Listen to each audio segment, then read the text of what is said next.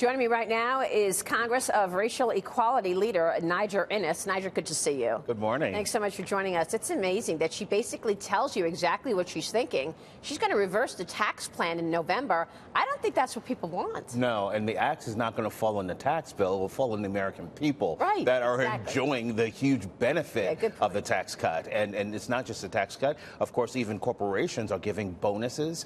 They're creating more jobs. And what the hidden story is the number of small businesses, of entrepreneurs, they're going to get a big buoy from this tax. And those are the job creators in this country. That's exactly right. So you really want to see lower tax. And by the way, if we were to go back to a corporate tax rate of 35%, that's prohibitive. From 21%, it's outrageous. That would be a huge deal. It would stifle this economy that is booming and on steroids. Actually, it's not on steroids. It's actually a natural growth as opposed to the Fed-stimulated growth of the last presidency. So what do you think happens in November? Are they giving it away right now, the Democrats? Are they changing their chances of taking over the House? Maria, all I say is Nancy Pelosi, Hillary Clinton, please keep talking.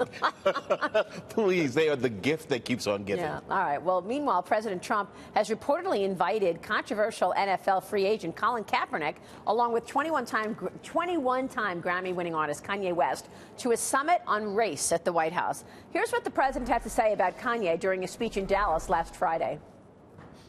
Kanye West must have some power, because you probably saw I doubled my African American poll numbers.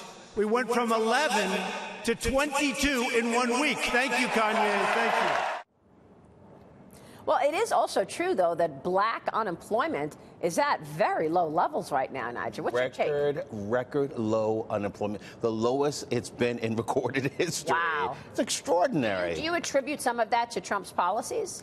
There's no question. It was not just Trump's policies. Keep in mind, the economy started booming after he got elected. Right. Because people anticipated that he was going to move the agenda. Because he talked so much about his policies, we knew to anticipate it. Absolutely. Yeah. And businesses knew, and small businesses. Again, look, the Fortune 500, the big mega multinationals, they can survive high taxes, low taxes. Right. The folk who can't survive it are the biggest job creators. We were just talking about that, which are small and medium-sized businesses.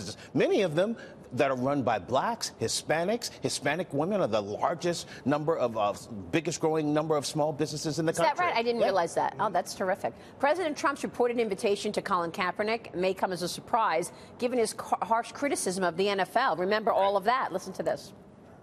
When you go down and take a knee or any other way, you're sitting, essentially, for our great national anthem. You're disrespecting our flag, and you're disrespecting our country. And the NFL should have suspended some of these players for 1 game. Not fire them, suspended them for 1 game. And then if they did it again, it could have been 2 games and 3 games and then for the season. So he was very upset about the kneeling. We know that. But could this be the beginning of the NFL and the president mending fences with this race summit? What's your take on this race summit? Well, usually I've seen these race summits for decades, and usually they're sadomasochistic whip up on whitey fests, where guilty whites feel good about getting whipped on by blacks or other minorities, and minorities and blacks feel good on whipping up on whites. And then they go home, and then issues don't get really solved. If we're going to have a really true dialogue, check political correctness at the door, and whites are able to say exactly how they feel, and Hispanics and blacks and others are able to really have an exchange of ideas, there might come something from it. What do you think the black community thinks of Donald Trump? I think it's mixed, okay? There's no doubt that he still has a long way to go in terms of penetrating the African-American community. But it's very interesting that among black men, his numbers apparently have jumped significantly. He did well for a Republican in 2016 among black men. He's lagging behind with black women, but they're starting to catch up, and those numbers are increasing as well. I mean, look, black women have sons, they have husbands, they've got friends. They want economic opportunities like everybody else. Like everybody else. Niger, good to see you. Thanks so much. Niger Innis.